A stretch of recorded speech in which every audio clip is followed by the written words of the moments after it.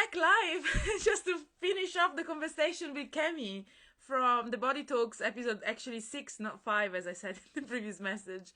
I'm outraged. Instagram, I want more time for these interviews. Oh God, hi, welcome back everyone. We're just gonna finish back the interview because it was so good. Hi Silvia.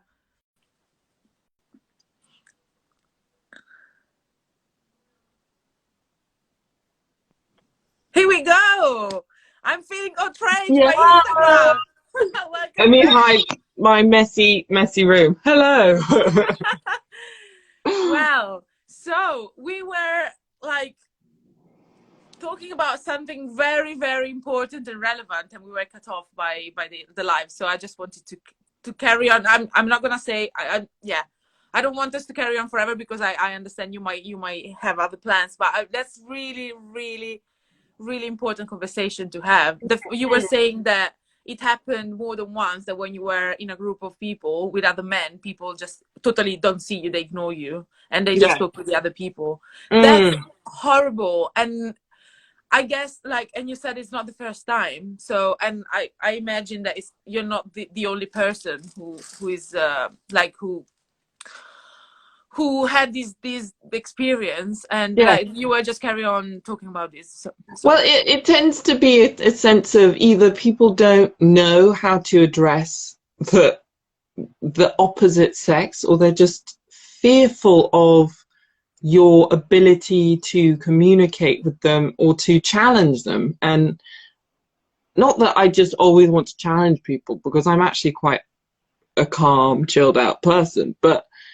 it just fascinates me, that sense of control that people feel that they need in a situation. Because I grew up around, I have a brother, my dad was always there, so I always understood men and women are not that different. Men and women are not that, psychologically we're not that different. We're more emotional women to a certain extent, or we express it more than men. But beyond that, why this obsessive separation and this obsessive gendering of everything? Within music, within art, within culture, even the fact that there's so few female artists represented in the art world. I think most top tier galleries have 80% male representation. Yeah, or, mad. or, or 90. There's some top galleries that only represent one female artist, and there are 30 male artists on the books. That's mad. That is insane. That is purposefully, it's discriminatory. It's discrimination. That's all it is. And it's a sense of, I don't need to listen to this perspective, despite it being 50% of the population. And this goes across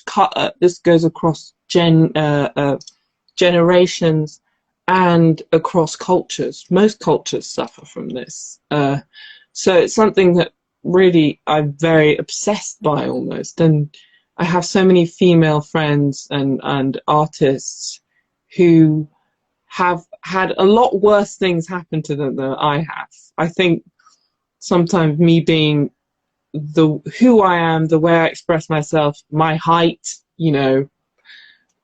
my size in a room, kind of makes people listen to me more. It's a strange thing, and that can be quite helpful. But I know women who are a lot smaller and a lot less kind of vocal and a lot less kind of confident in themselves, who get completely ignored. And that's something that really I'm quite keen to focus on, and to highlight the female perspective in things. It's a deeply important perspective for the world, for the for the for society in general, and something that's been overlooked. So I think, and I know so many interesting, strong women. So why not engage with that? Yeah, and give them the opportunity of, like, yeah, share their view, their knowledge, their opinion, their presence, their Mhm. everything. Yeah. And do you have any, I don't know, in an ideal world, do you have any sort of like, how do you think this can be improved? Like, is there any way out of these? I think educating people, not just in a sense of, oh, this is, treat people respectfully, because, but also just exposure and having thorough conversations about things from a young age.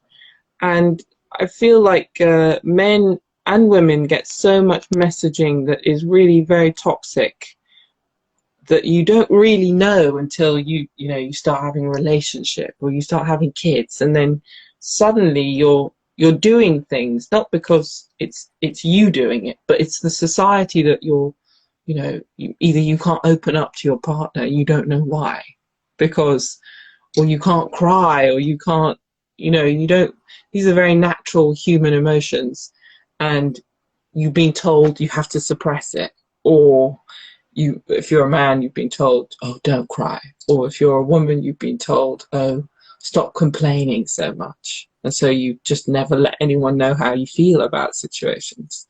So I think, yeah, having almost like a very open conversations about these things, I feel are the only ways to move them forward. And that's hard. It's hard to change society.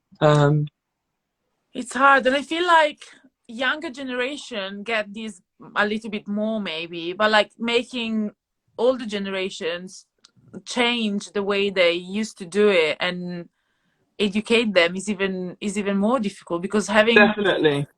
having this difficult conversation with someone that is like 50 years old or 60 years old and has always had their own way, like making someone change their opinion on the way of seeing things is such a hard thing Very that difficult. mm, mm, And it's very difficult. It's almost impossible. And I think because people have to come to realizations on their own. I don't. You can influence them. You can talk about these things, but I feel like unless these conversations benefit the person themselves, that it's very difficult for them to. So, as far as like gender equality, when women are educated and have an equal footing in society, men benefit from that as well. And I think unless people sell the benefits to men, they won't understand it, you know, yeah. and they won't want to join in because they think, oh, you're taking something away from me. Not that I'm getting something, I'm gaining something. I'm gaining a greater understanding of myself through gaining a greater understanding through you. Uh, and and that's a very complicated thing to do. It's very difficult. Yeah, complicated and also exhausting at times. I Exactly. Yeah, so for example, like this, yeah, I mean, we're talking mainly now like gender, male and female, male and female, but I this makes me think also of going back to something quite recent and quite relevant, which is the Black Lives Matter movement. And I Mm-mm. remember I had a chat with a team member of mine, Nicole, who during those days like was I had a chat with her, and she's like, I'm spending most of my time having conversation with people that keep asking me to tell them what that means. They ask me, and I'm exhausted in trying to explain, because at this point probably someone should like try to Good. educate themselves instead Yeah, of yeah, asking us, right? And I'm yeah, also reading myself the book like Why I'm Not Talking to White People About Race, which is sort of yeah, like starts with in the introduction in the same way, like we're fed up in trying to make someone understand things. And yeah. I feel the frustration that we're talking about, trying to talk up to people that are older than us and trying to make understand these Mm, concepts as well as gender, like anything that is different from what definitely. the ruling, what the standards and of society is. It becomes difficult and it becomes frustrating and it becomes And sort of like you feel tiring. like and tiring. So It is something that I think you have to. I think if you're on the receiving end of both those prejudices, you're a black woman. But if you're a woman or anybody at the receiving end of any kind of prejudice, whether it's class prejudice, because that's also yeah, something.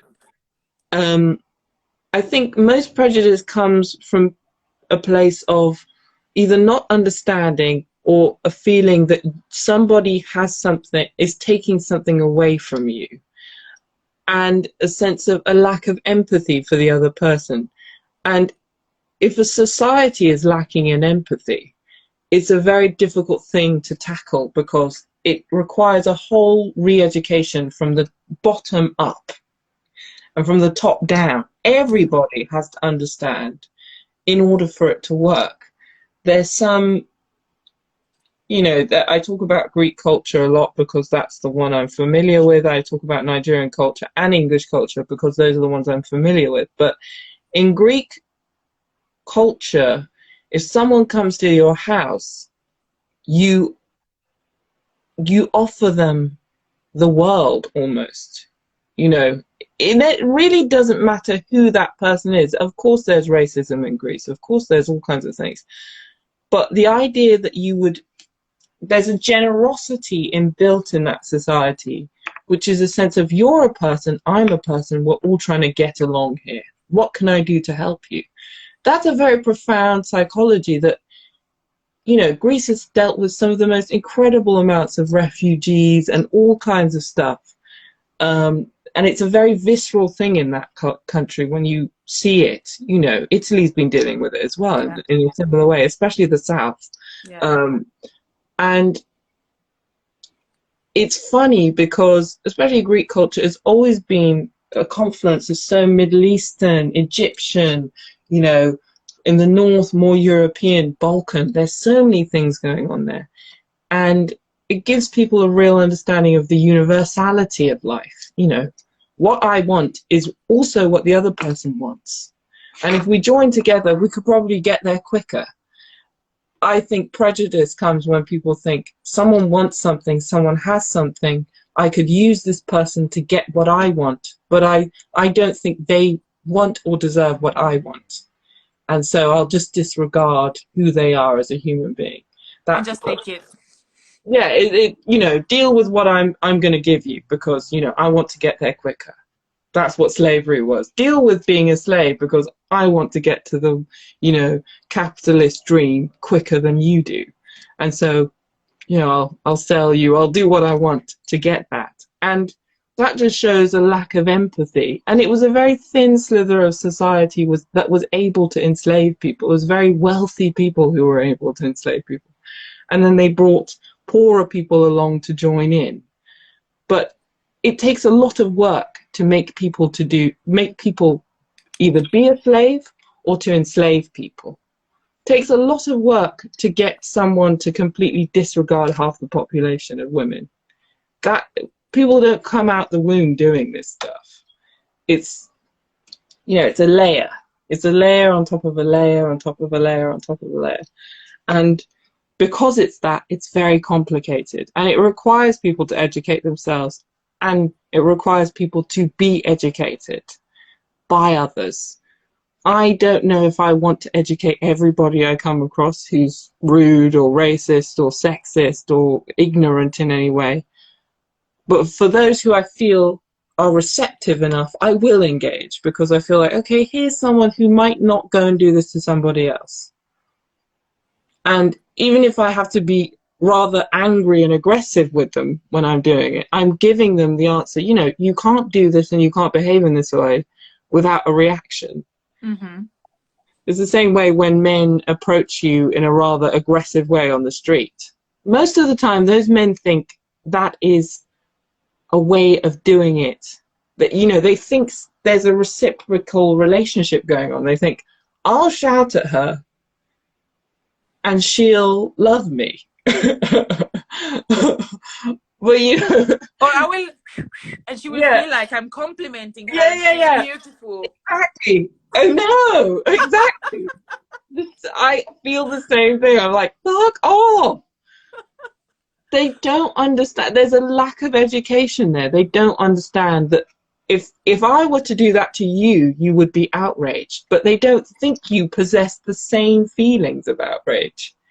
And if they do think that, they don't care. So there's a disconnect there that I think, if people were less competitive and obsessed by having certain things and being more beautiful, more interesting, more this. And if we just connected to what was around us, we'd see a natural balance start to occur. Yeah. uh, which sounds very like hippie-ish, but I really do believe that if people were to look at their environments more closely, they wouldn't find it as easy to be so cruel, you know. Really, that's my feeling. Yeah. Wow, Kemi, like, whoa. Yes, I 100% agree in everything you're saying. This is, you're explaining it in such a beautiful way that I'm like, Thank oh you. my God. Have you been asked to write a book yet, or are you writing your own book yet? I hope so, because that's, you're so well spoken. It's like absolutely like it's music in my ears. It's so like I can't like it's so Thank beautiful. you. Well, you've got some great questions, which is really good. Oh, You've thank you. got some very good questions. Okay. Well, yeah. Maybe let's just carry on with one more. Go I on. would carry on forever. I would I can carry on talk for forever. days, so you. Oh my God. What's your star sign, Kevin? I'm a Cancerian. Okay. Oh, I don't know enough about Cancerians, but What's your star sign? I'm a Sagittarian. What year? What month is that? It's the end of November, beginning of December. Okay, you're a How are winter. you? You're I'm summer. July. July. Yeah, yeah, yeah, July. yeah. Just had So, my so birthday. you just had your birthday. Yeah, yeah, yeah. Nice. Happy birthday. Thank you. um. Whoa. So, I mean, I'm yeah. Well, I don't know whether to go back to the things I wanted to ask you or to carry on these because this is such an important conversation. But no, but yeah, nothing. But no, I think yeah. No, I mean, okay. what are your feelings? Because in a way, you're working um, across so many. You're working in the kind of the realm of body positivity and within fashion and within, lifestyle and all of these things. And you must have thought a lot about this within your own experiences. You must have kind of wanted to get over some of these prejudices that I'm sure you probably come across within your own life. Yeah. Uh, what made you do it? What made me do what? What made you kind of decide to be so confident and out there in some respects? You're Because turning I'm me still into struggling with that.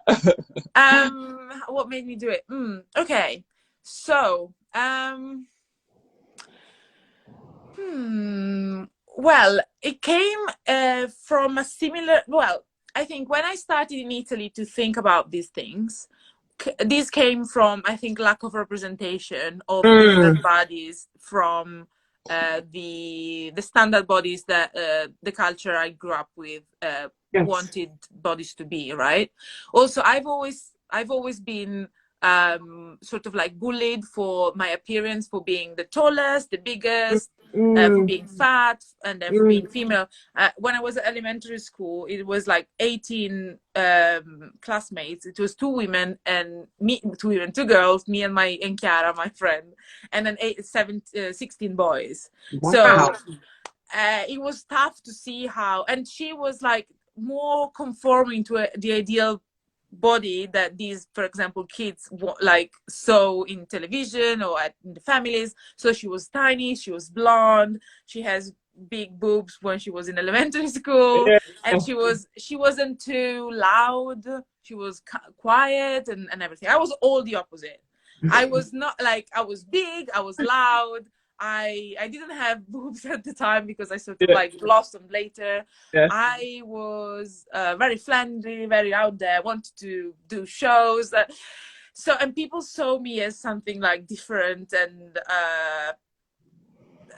uncomfortable, I guess. And I also remember even at the beginning when I was having the first crushes with some of my classmates, and I would ask them like, oh, do you want to be with me, or do you want to, I don't know, go to the park together? And if yes, no, and if not, why?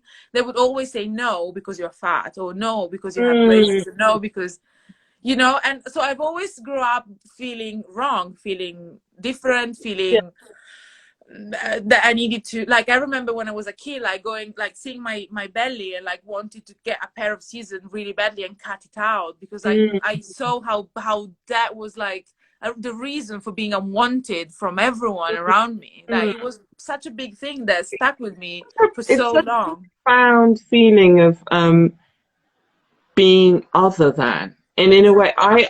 I was always the tallest kid at school, like by far, and always the biggest kid, and always, I was one of the only, I think, the only brown girl or mixed race girl in all of my year, most of the time. Yeah. And so it was always a sense of, I think, going back to whether I chose to be an artist or I am an artist, I always was. I didn't choose to be different. I just am different here. Yeah. Um, and be other than. I could never really. Sorry, I'm just getting the call. I could never really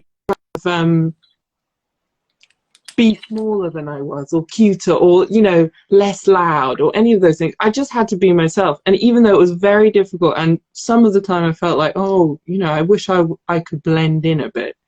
What used to be very hard for me as a kid now is definitely, I benefit from that. I benefit within myself from standing out. I benefit from feeling so strong and feeling very capable and being very athletic and being tall and being all of these things.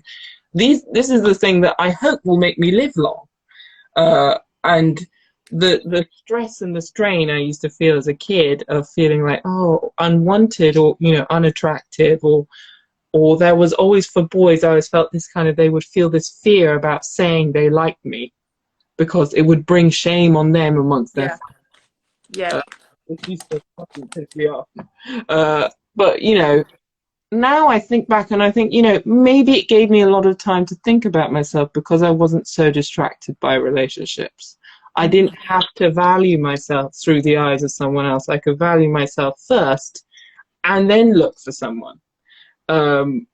Which is, I think, a powerful thing for any girl to actually have, time with themselves, time to understand who they were, instead of always being. And I knew girls who, from the age of about 14, they did not stop being in relationships.